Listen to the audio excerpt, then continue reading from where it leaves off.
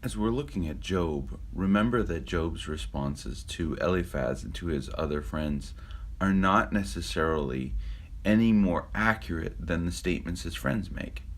It's very easy to think that because Job is the name of the book, that whatever Job says is true, but that's not always the case.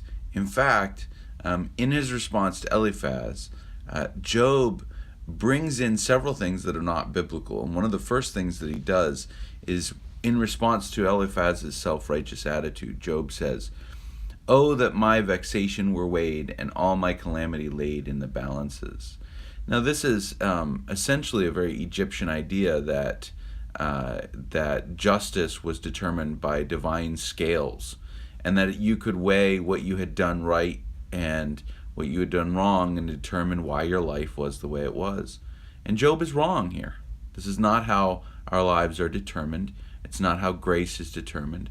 Grace is driven by the character of God, not by some scale that we weigh our behavior or our hearts or our desires. And so when you read this, you have to be cautious because Job is being very sarcastic. He's injured, he's hurt, he's depressed, he's heartbroken.